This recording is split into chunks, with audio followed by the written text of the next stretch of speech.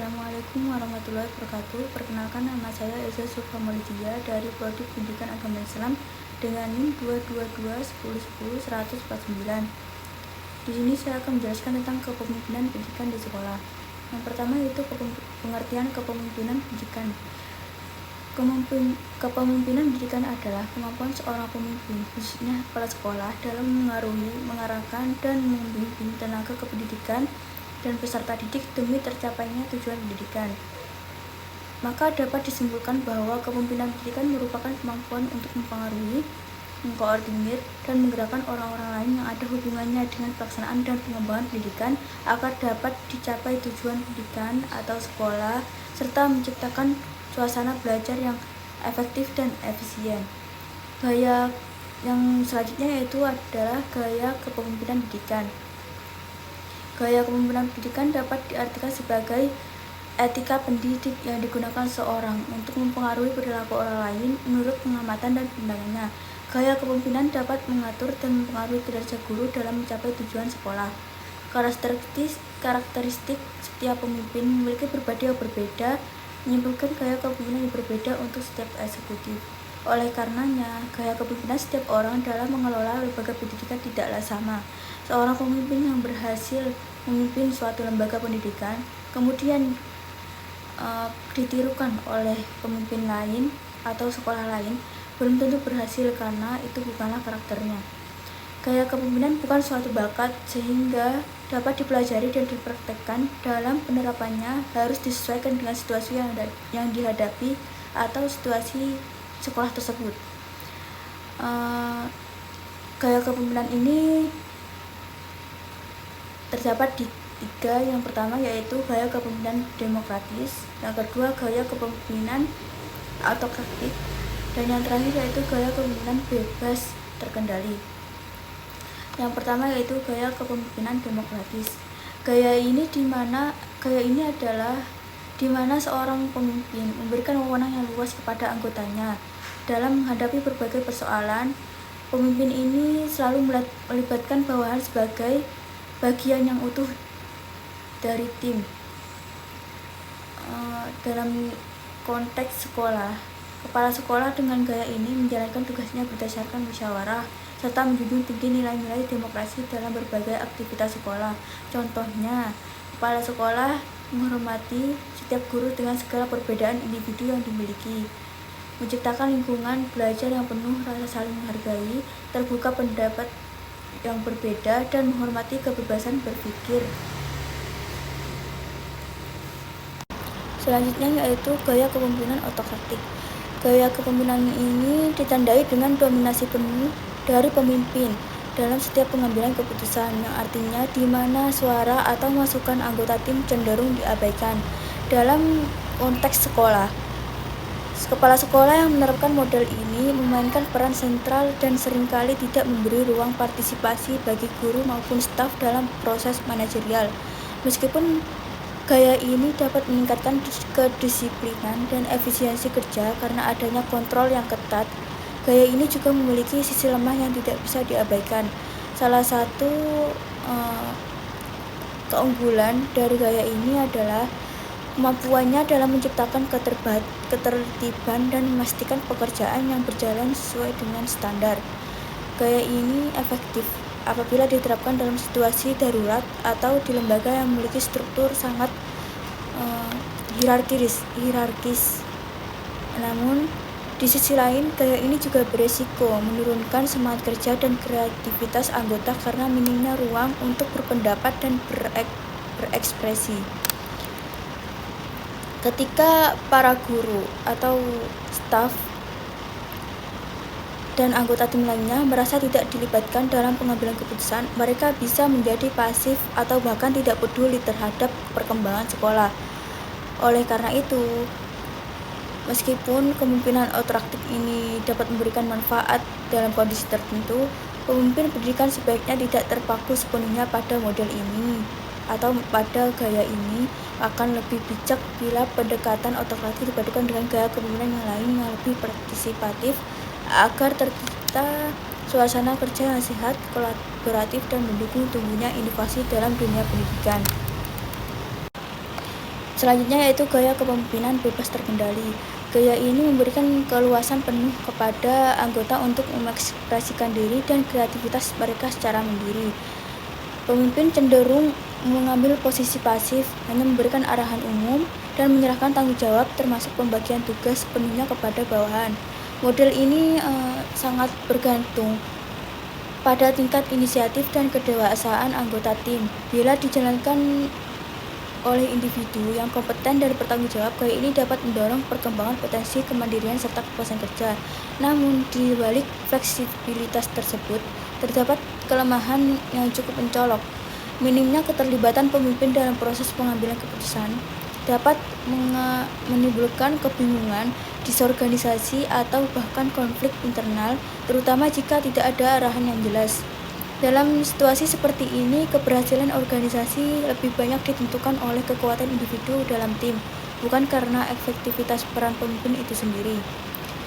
Dari berbagai teori yang telah saya sampaikan tadi, maka dapat disimpulkan bahwa dalam dunia pendidikan, kepemimpinan memainkan peran strategis dalam menentukan arah dan keberhasilan lembaga. Pemimpin yang efektif tidak hanya mampu mengelola dan mengorganisasi, tetapi juga harus mampu memberi inspirasi, membimbing, dan menyesuaikan pendekatan dengan karakteristik serta dari berbagai teori dan gaya kepemimpinan yang saya sebutkan tadi. Maka dapat disimpulkan bahwa dalam dunia pendidikan, kepemimpinan memainkan peran strategis dalam menentukan arah dan keberhasilan lembaga. Pemimpin yang efektif tidak hanya mampu mengelola dan mengorganisasi, akan tetapi juga harus mampu memberi inspirasi, membimbing, dan menyesuaikan pendekatan dengan karakteristik serta kebutuhan organisasi.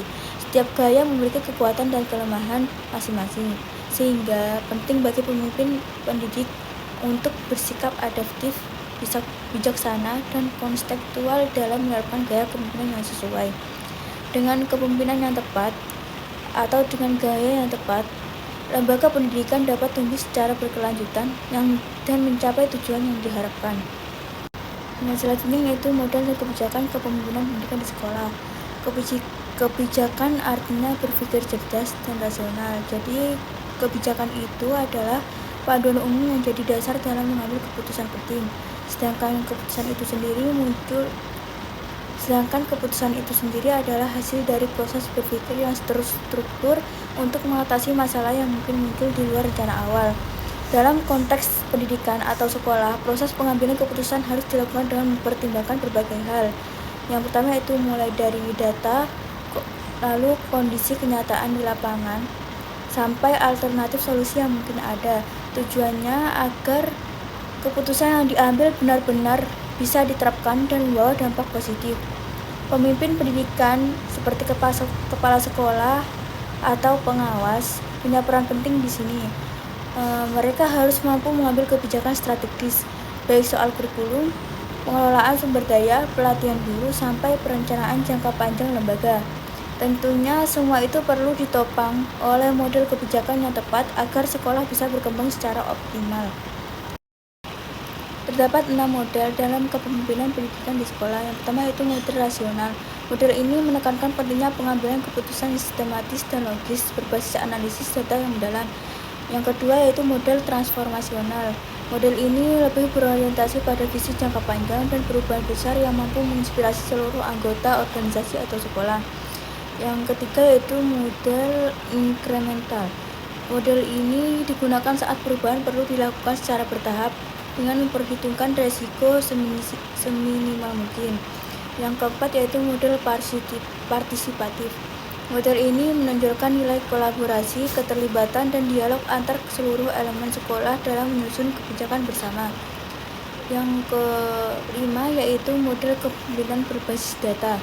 Model ini memanfaatkan informasi konkret sebagai dasar pertimbangan keputusan dan sangat relevan untuk menciptakan kebijakan yang objektif dan terukur. Dan yang terakhir yaitu model berbasis analisis.